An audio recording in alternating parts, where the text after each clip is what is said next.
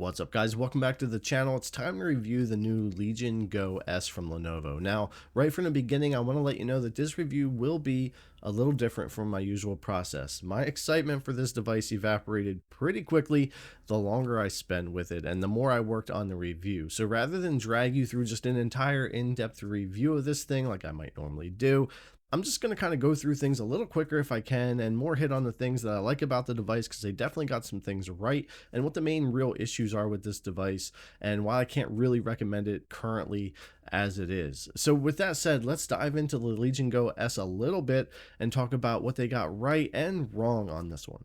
Now, I covered the unboxing in my first impressions video, and I'll put a link in the description for that if you want to go check out that video too. But basically, it's a simple unboxing, nothing special here. You get a 65-watt charger, you get your Legion Go S device itself, a little bit of paperwork, and you're good to go. And just like a lot of the other devices, there is no case with the Go S, although that's something I do like about the original Legion Go or even the Steam Deck, is them having a case. And it would help with that price point just a little bit if it had one. I would have liked to have seen that, but that's what you get here.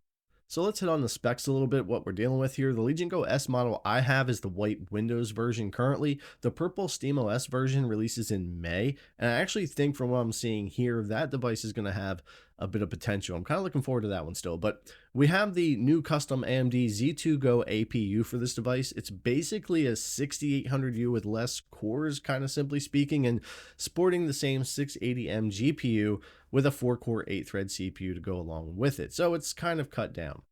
We have 32 gigabytes of 64 megahertz LPDDR5X RAM, a 1 terabyte SSD Gen 4, a 55.5 watt hour battery, some front-facing speakers, which are improved over the original Legion Go, Wi-Fi 6E, and an 8-inch 1200p IPS display at 120 Hz with VRR, 500 nits, and touchscreen. It's basically, I believe, the same IPS panel that's on my Claw 8, and I really like that 8-inch display. So we'll take a closer look, but that's basically what we're working here with this model of the Legion Go S. Okay, so like I said, rather than go through a whole normal review process here like I would do, let's hit on what I like and don't like about this device and why I won't be hanging on to mine for longer term testing, at least not this time. And that said, let's go ahead and start off with what I do like about the Legion Go S. The look and feel of the Legion Go S is actually really nice. Lenovo definitely did a great job with the device's overall design for looks and comfort. I've spent a lot of hours with the Go S the past couple of weeks at time of making this video, and it was never an uncomfortable experience. I also really like the look of the device. They did a great job in the aesthetics. The 8-inch screen also fits this really, really well, and it's about as bright and as colorful as my Legion Go screen, which says a lot. Again, I believe it's the same IPS 8-inch screen as we see over on the Claw 8. 2 USB-C ports at the top along with our headphone jack and volume and power buttons, and the SD card slot has been moved to the bottom, which if there were going to be any kind of overheating or temperature problems, that should help mitigate any of that. It's definitely a great looking device, and it does feel great to game on when you're playing something that does run well on it. Speaker performance of the Legion Go S is definitely a step up from the original Legion Go speakers. Of course, being front facing also helps with the volume loudness of the speakers, but I believe the quality overall is a bit better as well. I'll let you take a listen and then we'll come back.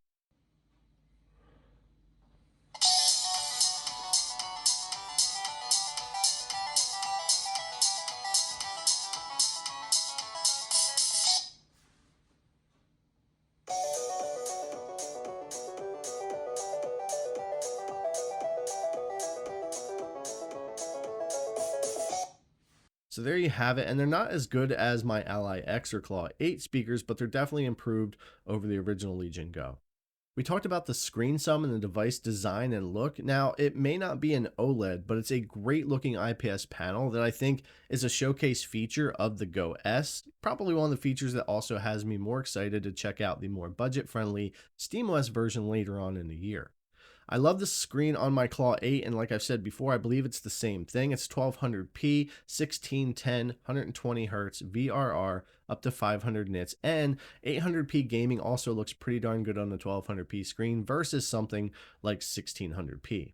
VRR works well when you're able to play a game at high enough FPS to take advantage of it, and there's plenty of brightness and contrast here to make games look great. The screen's definitely not a complaining point for the Go S.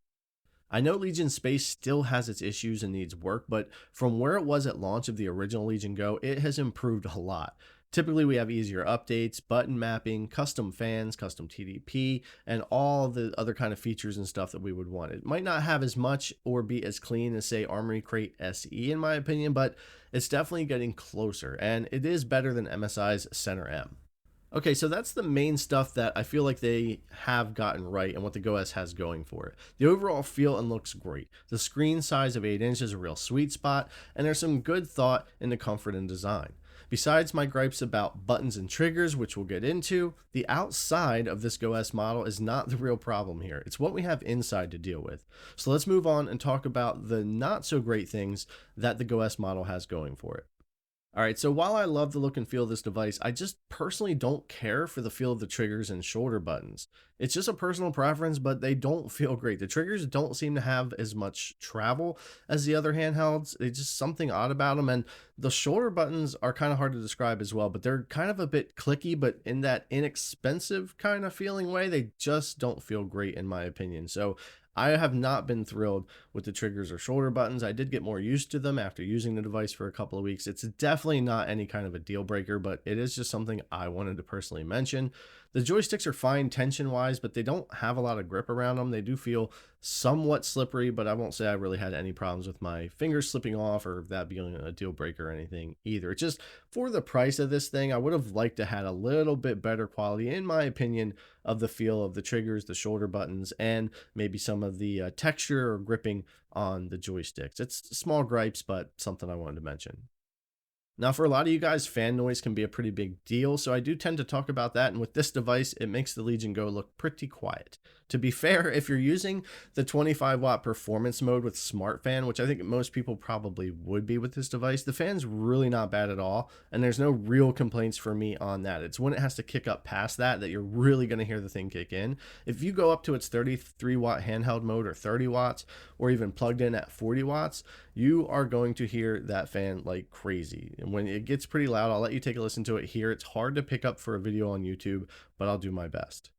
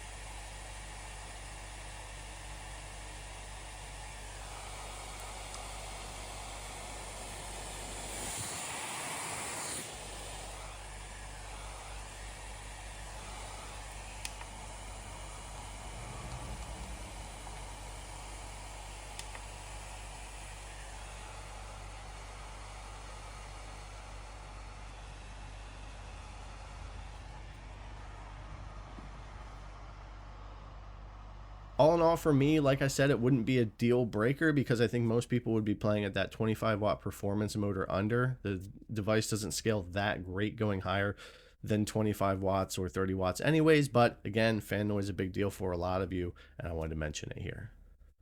So as mentioned in the specs, we do have a 55.5 watt hour battery in the Go S, and I'm not going to say the battery life is bad per se, especially when you look at the landscape of handhelds the past couple of years.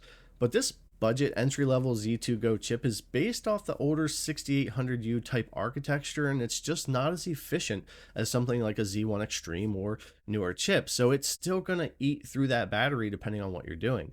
Using the Go S's 25 watt mode, it draws around 37 watts total power, making for about an hour and a half of gaming time if you're really maxing everything out.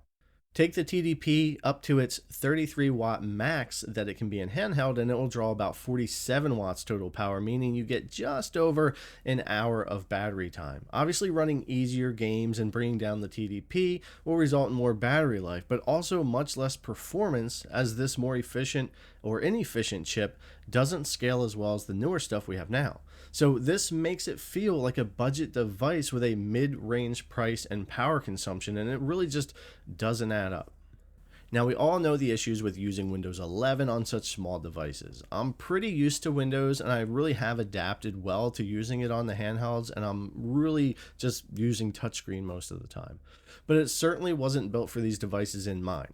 That said, the Legion Go S presents another problem, in my opinion, with Windows that I've had with past desktop PCs and laptops. How badly it runs on hardware like this. The 4-core CPU of Legion Go S maxes out its usage very easily and offers a very clunky experience across all of Windows.